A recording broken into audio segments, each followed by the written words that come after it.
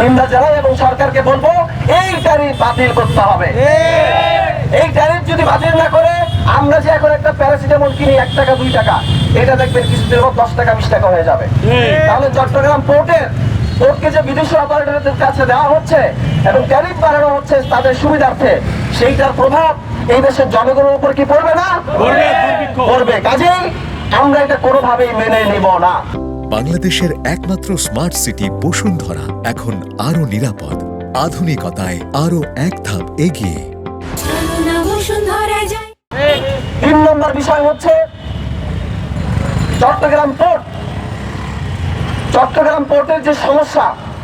আপনারা জানেন চট্টগ্রাম পোর্টকে সাধারণত সমুদ্র বন্দর বলা হয়, অথচ চট্টগ্রাম পোর্ট কিন্তু সমুদ্র বন্দর না। এটা হচ্ছে বঙ্গোপসাগর থেকে ভিতরে কর্ণফুলী নদীর কয়েকটা বাঁক দিয়ে ঢুকতে হয়, যেখানে আসলে প্রাকৃতিক কারণে কোনো বড় জাহাজ ঢোকার কোনো কায়দা নেই। অথচ গুজব ছড়ায় যারা, তারা প্রচার করে এখানে বড় জাহাজ ঢুকতে পারে না। আরে বেটা, এপিএম টার্মিনাল, ডিপি ওয়ার্ল্ড কেন পৃথিবীর 1 নম্বর টার্মিনাল অপারেটর যদি এখানে আসে, নিউ মর্নিং টার্মিনাল যেখানে আছে, ওইখানে তারা কখনোই বড় জাহাজ ঢুকাইতে পারবে না।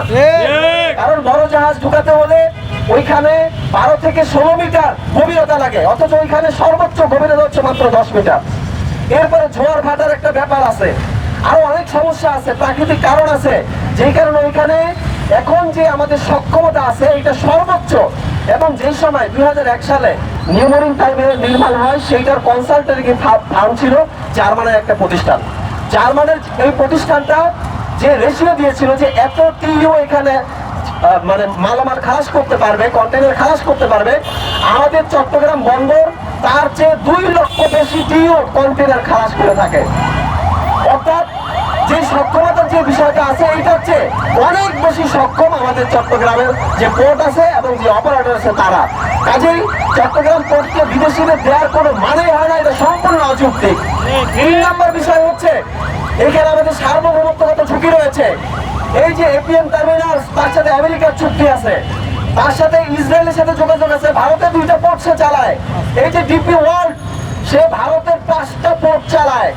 ভারতের সাথে তাদের চুক্তি আছে, ইসরায়েলের সাথে চুক্তি আছে। ইসরায়েলের সাথে আরব আমিরাতের একটা চুক্তি ছিল আব্রাহাম অ্যাকর্ড।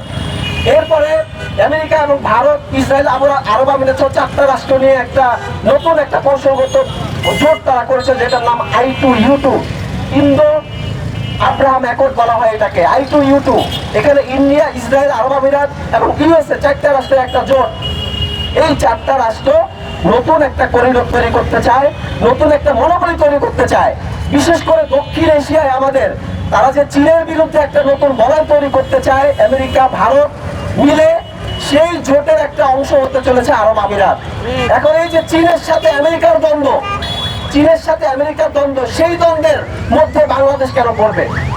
বাংলাদেশ এখানে ব্যালেন্স করবে, পরাশক্তিগুলোর মাঝখানে ব্যালেন্স করবে। বাংলাদেশ কোন রাষ্ট্রের প্রক্সি হতে পারে না। আমরা স্পষ্ট ভাষায় বলছি, ডিপি ওয়ার্ল্ড ভারতের সাথে কাজ করে, ইসরায়েলের সাথে কাজ করে, তাদের সাথে মারাত্মক রকমের মহরম অনেক সমঝোতা চুক্তি রয়েছে। এবং ডিপি ওয়ার্ল্ডের ডেপুটি সিইও একজন ভারতীয়, যার নাম হচ্ছে যুবরাজ নারায়ণ। ডিপি ওয়ার্ল্ডের অধিকাংশ কর্মী হচ্ছে ভারতীয়, তারা ভারতের স্বার্থ বাস্তবায়ন করে। এই ডিপি ওয়ার্ল্ডকে মূলত ইন্ডিয়া এবং ইসরায়েল বাংলাদেশের পোর্ট নেওয়ার জন্য গত কয়েক বছর যাবৎ প্ররোচিত করছে, এবং অন্তর্বর্তী সরকার এসে সেই ইন্ডিয়ার স্বার্থে, ইসরায়েলের সাথে আমাদের চট্টগ্রামের নিউ মর্নিং পোর্টকে এই ডিপি ওয়ার্ল্ডের কাছে লিজ দেওয়ার অপচেষ্টা করছে। এইটা আমরা হইতে দিতে পারি না। এইটা বাংলাদেশের জনগণ ইন্ডিয়ার সাথে, ইসরায়েলের সাথে চট্টগ্রামের নিউ মর্নিং পোর্ট ডিপি ওয়ার্ল্ডের হাতে তুলে দিতে পারে না। কাজেই সরকারকে অতি দ্রুত এই ডিপি ওয়ার্ল্ডের সাথে যে লিজ প্রক্রিয়াধীন আছে, এইটা থেকে অতি দ্রুত সরে আসতে হবে।